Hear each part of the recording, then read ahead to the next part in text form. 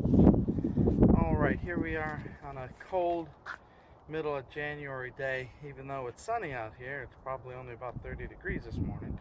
But the dirt came for the raised beds that we'll be putting in. Of course, if you've seen some of the other videos, and if you live here in North Texas in the Dallas area, WizQ Stone is the place to get all your dirt supplies and things like that. This is basically 1 yard of garden soil. It's kind of like a mix they do with the different sand and topsoil and compost, and they kind of do a nice mix. So it's kind of light and fluffy dirt. We got 3 yards of this, 3 bags that they deliver. That way it's not just loose dirt flying all over the driveway. So if you have a place like WizQ Stone in your area, you can ask them to bring it in these nice bags, and it just stays nice, especially if you're not doing it all right away. So for the raised beds, what else do we need? Well, we need a new shovel this year. The old shovel's looking pretty bad, so I bought a new shovel at Home Depot. I also kind of put in my own little amendments to the garden soil, and you don't probably have to do this, but it's just kind of my own kind of mix that we've always done. It's a little peat moss and a little perlite in there. I guess this goes back to when I was doing the container gardens. With the containers, we would put a mixture of perlite, some compost, and peat moss, and I kind of keep that tradition going, even though I got garden dirt, and that's probably all you need. Morning. Alrighty, the Amazon delivery came through here as I was filming this, so I just stopped for a moment. Anyway, getting back to my garden mix, the garden soil probably is sufficient for most applications, but like I say, from the days of the container garden that I was doing with the grow pots, I would always follow the instructions from the folks on YouTube who basically put in a combination of peat moss, perlite, and compost, or a little soil, and that's what would go into the containers. It would make it very light and fluffy and be able to retain water and whatnot. So I guess it's just a little holdover that everybody has their secret sauce ingredients for the dirt that gives them the best everything, and probably scientifically a lot of that I bet is a little nonsense to some degree, but as long as you got the growing medium that isn't too loose, that isn't too hard, it's kind of like Goldilocks. It needs to be just right. So I keep doing this just to keep it airy and whatnot. So I put in a little peat moss, a little perlite, and I just get good results. But like I say, there's no probably true right or wrong on how flexible you can do your own garden mix. Eventually the plants need to be able to take up water and nutrients, and as we see, people grow in the aquaponics directly in water. So dirt, water, it's about the nutrients, I think, ultimately, and this is just really the medium that just retains the nutrients. How does it hold the nutrients and just support the plant? So let's see where I'm going to go with this. So let's just walk back here in the backyard. Of course, when it's the weekend to do work, and you work Monday through Friday, you're like, okay, now I'm going to do my work on the weekend. Well, it happens to be a cold weekend, so what are you going to do? You still got to do the work. And this is January, and, it's not going to be too long before we start moving here and get going with the garden, especially in Texas. All right, so what I did here is, because I had some older dirt that kind of lined the base of my 2 containers, I already had a thing of peat moss, so I threw that in here to kind of start that. Then I'll throw another peat moss and start wheelbarrowing the dirt on these back 2. But then also, as we come back here, we got the 2 new beds where the potatoes are going. And in Texas, these potatoes start getting into the ground now. It's January, February, you put these in. So I got cardboard. I'm going to line this. These are the old vines from the sweet potatoes from last year that I'm throwing in there too, just to make a base. But I'm going to put some cardboard in there, make sure we keep any weeds out, and start putting in the dirt. So that's kind of where we're going to start with this, and we'll continue on. Alright, so here we have this one bed so far. It's about halfway filled so far, but that's probably because it will pack down here eventually. But I got a nice layer of dirt, and then I just threw on a bag of peat moss here to kind of make a lasagna a little bit here, start layering it in. I'll mix it up after it's all in here, but I just got halfway there, and it's kind of awkward to fill this bed because of the position here. I got all the old stuff here, so I got this little ramp that I got from the garage. I can ramp the wheelbarrow up, dump the dirt in there. But there will be some compaction, as you can see for these beds here. You know, they compact down over the winter here and the rain and stuff like that. So I'll probably have to come in with a little hand shovel and just fluff it up, or I could top it off too with some of this new dirt. So of course, as I lay this in, the same thing will happen. I'll get some compaction down there too. But anyways, so far so good. Even though it's cold out here, by shoveling it kind of increases your body temperature and keeps you warm. So we'll just continue filling these up. Alright, I think I get this one bed filled with enough base dirt there, peat moss. I'll come back and put some of the perlite and amendments in it here too. It's almost, you know, close to the top, and it's so fluffy still, that's going to come back down, but I don't want to overfill it and everything spill out. So now this one's got a lot of dirt in it already because of the peat moss I put in. So let's start filling up the second one here. Alright, so it looks like I got enough base dirt in this second one, so that's good. So we're halfway there. We've got those two to do. So yeah, we'll take the next steps here and continue on. Okay, so if you're like me and you do Amazon Prime, you have a never-ending supply of boxes. And what do you do with those boxes? You can throw them out or whatever, but I hold on to them. I flatten them out and save them, put them in the garage. Then, when I have a raised bed, or if I'm doing something in the garden like this, well, it makes a great weed barrier so that everything underneath is going to be smothered out. Now this area already was kind of smothered out, so it's not going on, you know, bare grass like if I was doing it here. But I just got the cardboard, so I'm going to lay it on here just as extra insurance. So here we have the cardboard, and now I'll get some additional shredded paper to put on top of that. Okay. Alright, so the next thing we're going to do is put some of this shredded paper that we had. So as we're shredding up old papers in the house, well, we'll just put it out here in the garden again on top of the cardboard, and that way it will help keep down any weeds or anything that wants to grow up underneath it. Lift up a little bit more. Alright, spread that out a little bit.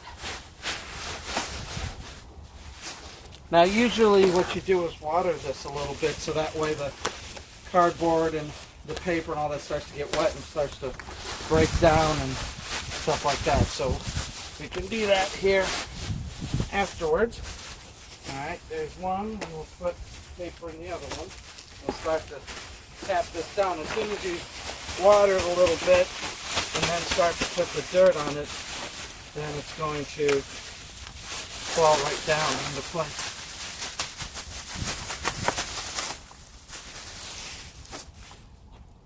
That's it. That's all the bags. I have 2 more in the house. So go ahead and get one more, and then we'll put that in here.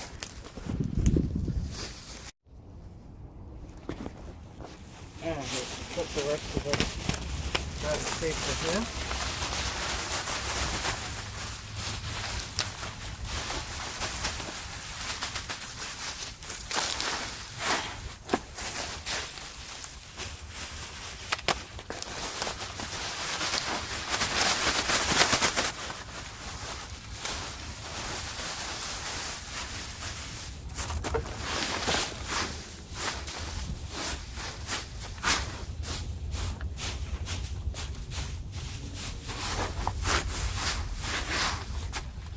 Alright, so it's a good way of using your old shredded paper, cardboard to make a base, and then start filling them up with dirt, and there you go.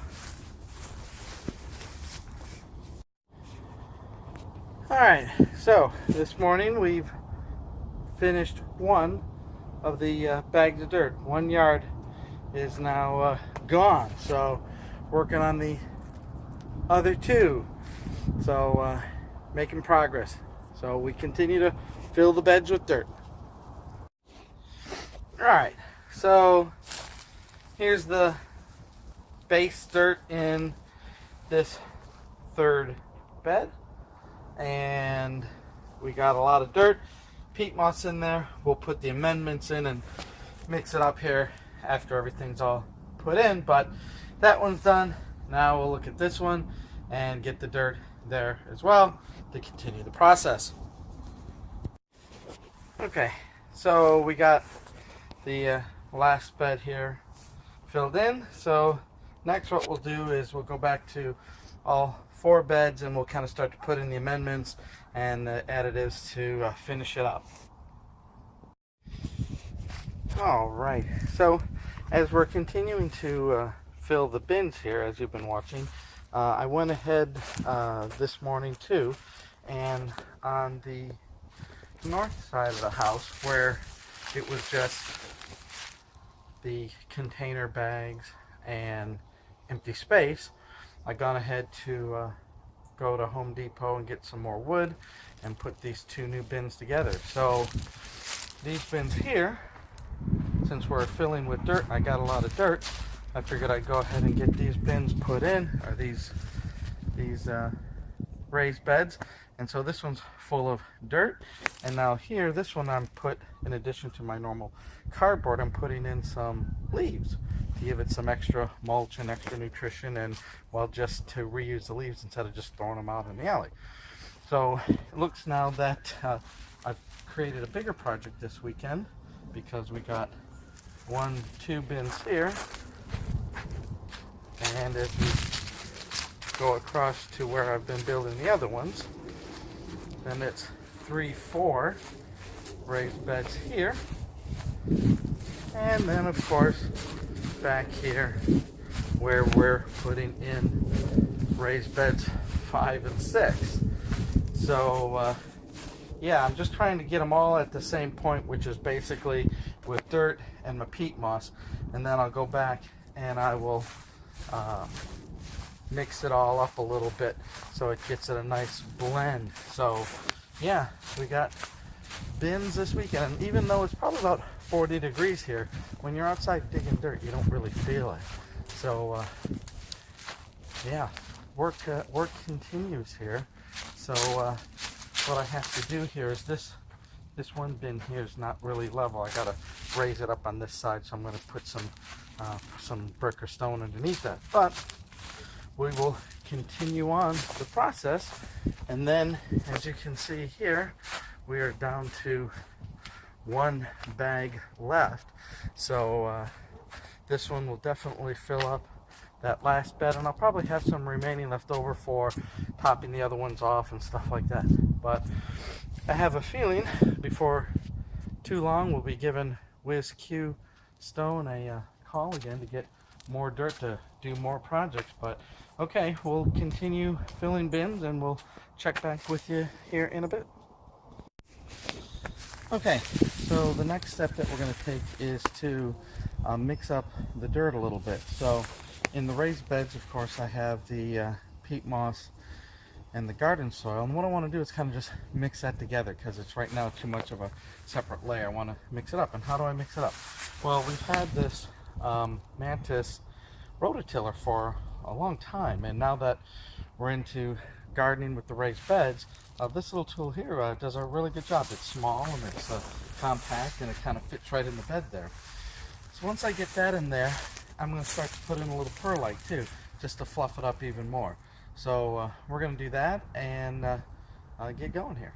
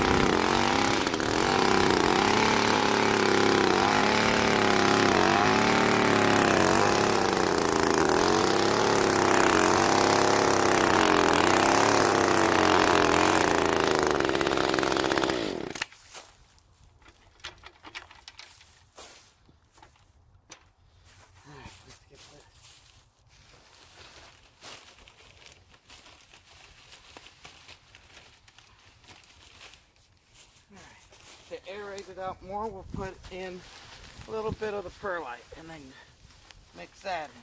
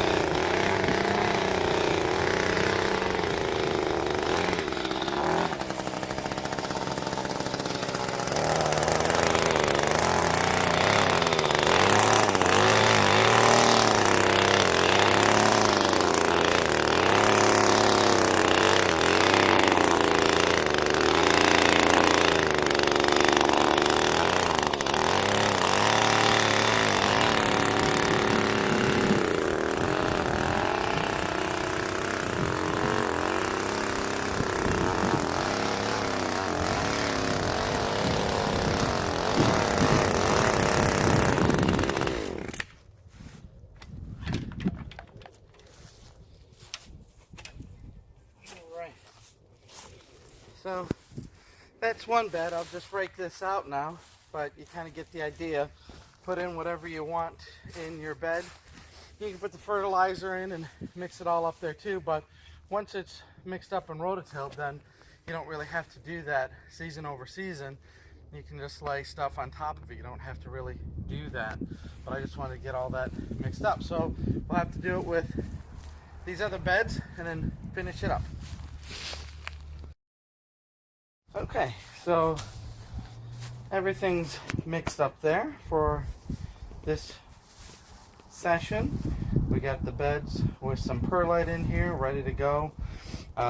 When we will plant some of the potatoes here, if you go to your local nursery, they're starting to put the seed potatoes out, so we went out and got some of those, so they'll be going in here, and of course here will be the sweet potatoes later on in the spring. But yeah, it's a bit of a labor-intensive project at the beginning when you're filling these raised beds like this. You got to have a wheelbarrow and a lot of, you know, back muscle into it. But at the end of it, it's all looking good and there's progress coming, and the work that I do now means less work I have to do later in spring. Hopefully you get to do more of the planting and that kind of stuff rather than the building and construction, which isn't the very much fun part of it. So yeah, we're looking good here. So 2 beds there. We got the 4 raised beds here that are set, and then as we come over here, the last 2 raised beds that we put up.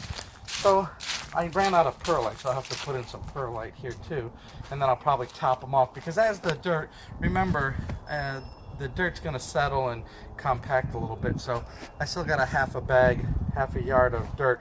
I'll probably come through and put a fine layer here just to top it all off. But anyways, you know, stuff to do in the winter while you prepare for your spring gardening. So hopefully you'll be doing the same thing in your garden. So here's something that I noticed as I've been rearranging and cleaning up stuff. I went to look at the water. Made sure it's turned off and all that. And when I lifted my hood here, if you've seen some of my other videos last summer, I have the inline fertilizer tub. And well, lo and behold, it's busted. I mean, it cracked. I mean, look at how thick this is. I mean, this is not a thin piece of plastic tub here, you know. It just completely broke. Look at how, I mean, there's my thumb. You can see how thick that is. So the question is, what made it break such like this? Now, we've had some colder days here in Dallas these last couple weeks, but nothing that is, you know, it was in the 20s. So it's either one, if there's any pressure built up in there, that might have blew it out, or if there's any liquid in there, did it freeze and expand and break it? I think I'm figuring that it might be there was some liquid in there and it froze and it just broke it. But surprise, surprise, who would have thought it would have got that cold here to do that kind of thing? So lesson learned, in the winter, turn off your inline fertilizer tub, bring it in the garage so it doesn't freeze or go bad, or at least empty it out or whatever. But yeah, so before the spring we'll have to buy a new one. But the things you learn in gardening, right? Just be prepared to spend a little extra money sometimes on, you know, or some more forethought. Anyways, I just wanted to share that with you so that you can, you know, if you live in a much colder climate than the Dallas area, you might want to bring in anything that looks like it's susceptible to freezing and that kind of thing. So anyways, just there you go, lesson learned.